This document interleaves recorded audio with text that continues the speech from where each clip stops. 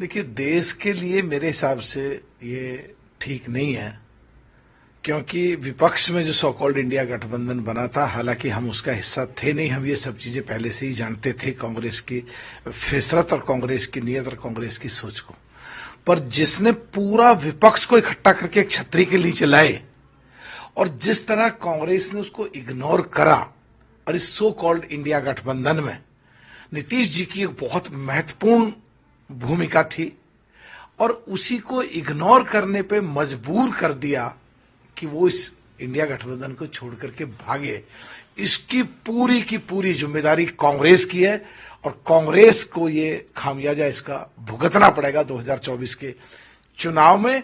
और ये अकेले बिहार में ही नहीं है, पंजाब में भी आप पार्टी के साथ वही हो रहा है, मध्य प्रदेश में पीछे अखिलेश पखलेश कहा, समाजवादी के साथ वही हो रहा है, इसमें पीछे अभी यहाँ पे यूपी में भी वही हो रहा है, हमारे साथ भी वही हुआ, हमारे भी विधायक ले गए, डांका डाल के ले गए, माफी नहीं मांगी और चोरी और सीनाचोरी करते रहे।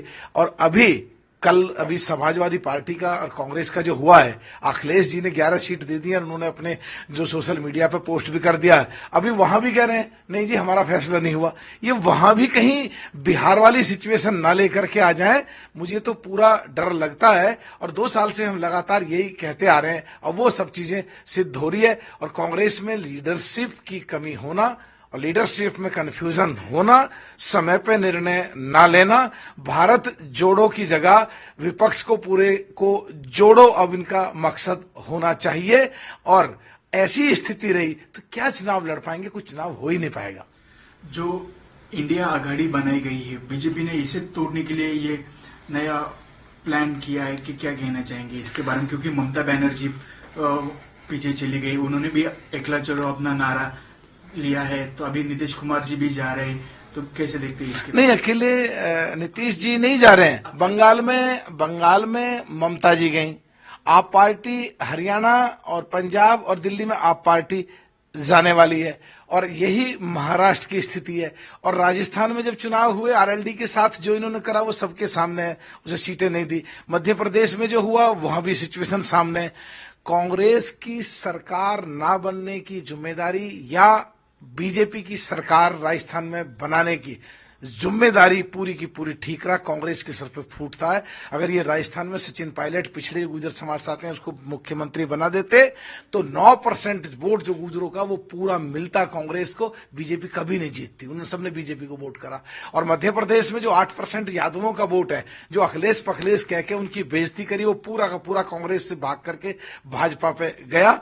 यानी कि भाजपा की सरकार बनाने में कांग्रेस की पूरी भूमिका राजस्थान में रही, मध्य प्रदेश में रही। और ऐसे ही चलता रहा जो अभी नीतीश जी के साथ बिहार में हुआ है। तो 2024 में बीजेपी की सरकार बनवाने की पूरी जिम्मेदारी कांग्रेस की रहेगी।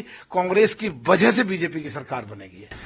बिहार में कितना इफेक्ट गिर सकता है, इसका क्या कहना चाहेंगे? बिहार को किस तरह से? बिहार में पूरी की पूरी खुल्लम खुल्ला लड़ाई थी, बराबरी पे लड़ रहे थे दोनों। और आज कांग्रेस नीतीश जी को संभाल नहीं पाई। उस वजह से बिहार में पिछली बार की तरह, जिस तरह पिछली बार रिजल्ट रहे थे, उसी तरह फिर बीजेपी के फेवर में रिजल्ट चला जाएगा और इसकी पूरी की पूरी जिम्मेदार कांग्रेस होगी। क्या लगता है आने वाले समय में कि महाराष्ट्र में भी जो उद्धव ठाकरे जी है वो भी इससे बाहर जा सकते हैं? क्या कैसे देखते हैं इसकी तरफ? देखिए, मैं बात महाराष्ट्र में उद्धव ठाकरे बाहर जा सकते हैं, मुझे तो कोई प्रदेश ढूंढ के दिखाओ जहां क्षेत्रीय पार्टियां जहां बाहर न जा रहे हों। इसका कारण सीधा सीधा है, कांग्रेस अभी 80s की कांग्रेस अपने आप को समझ रही है। कांग्रेस में अभी घमंड पहले वाला है। कांग्रेस में अभी गलतियां भी करती है, चोरी भी करती है, सीनाचोरी भी करती है। हमारे साथ 4 स्टेटों में हमारे विधायक चोरी करके लेकर के गए है और अभी भी बदनाम भी उल्टा करते हैं, दूसरे के सर पर ठीकरा फोड़ते हैं। जबकि 100% इस पूरे सब चीजों की जिम्मेदारी, विपक्ष कमजोर होने की जिम्मेदारी, बीजेपी की सरकार आने की जिम्मेदारी कहीं ना कहीं कांग्रेस की लीडरशिप के सर पर ठीकरा फूटना चाहिए। मुझे तो ये डर है जो अखिलेश जी ने 11 सीटें यूपी में दी हैं, ये अभी उसको भी ना नेगोशिएशन करने लगे अपने आप को बड़े समझ के, कहीं अखिलेश जी इनको उसी तरह ना कर दें कि बिल्कुल साइड किनारे करके यूपी में अकेला डाल दें। और यूपी में कांग्रेस की बीएसपी के और एसपी के बगैर कोई हैसियत नहीं है, हाशिए पे पड़ी हुई है। कांग्रेस के बड़े बड़े लीडर दावा कर रहे हैं कि उनको सेंट्रल एजेंसी का धाक दिखा के या फिर बाकी पावर को यूज करके उनके ऊपर एक दबाव बनाया जा रहा है, तो क्या कहना चाहेंगे? देखिए, संविधान के तहत और कानून के तहत और भारत देश किस तरह चला है उसके तहत किसी भी एजेंसी को पूरी फ्रीडम होनी चाहिए पूरी चीजों की जांच करने के लिए, जिससे देश में कहीं भी कोई अनियमितता हो रही है वो सही रास्ते पे चल सके। और जहां तक विपक्ष के लिए, हम विपक्ष में आते हैं, प्रदेशों की सरकारें जहां हैं, चाहे वो बीजेपी की है चाहे दूसरी है, वहां विधायकों की और देश में हम सांसदों की जिम्मेदारी बैठती है सरकार की कहीं ना कहीं कहां कहां खामियां हैं हम वहां उजागर करें। सबको अपनी अपनी ड्यूटी करनी चाहिए। कोई भी आदमी किसी के ऊपर आरोप प्रत्यारोप करके अपनी जिम्मेदारी से भागे तो मेरे हिसाब से ठीक नहीं है। सर, कहीं ना कहीं नीतीश कुमार जी हर 2-3 साल में यहाँ पे छलांग मारे, वहां से यहाँ जा रहे हैं, तो किस तरह से देखते हैं इसकी तरफ, क्या कहना चाहेंगे? देखिए, इसमें भी कहीं ना कहीं जो लीडरशिप बिहार में कांग्रेस आती है बीच में, लालू जी के नीतीश के बीच में, कहीं ना कहीं इसकी भी जिम्मेदारी कांग्रेस की बैठती है। और एक बात मुझे नीतीश जी की भी लगती है, क्योंकि वो 9वीं बार आज शपथ ले रहे हैं, तो कहीं ना कहीं उनको भी एक ऐसा दिमाग में एक सोच है कि गिनीज बुक में वो रिकॉर्ड में दर्ज कराएं कि सबसे ज्यादा मुख्यमंत्री पूरे वर्ल्ड में कौन रहा है। तो कहीं ना कहीं उनकी भी भूख है, पर उससे भी ज्यादा जिम्मेदारी कांग्रेस की बैठती है कि वो संभाल कर रखें, अपने साथियों को भागने ना दें।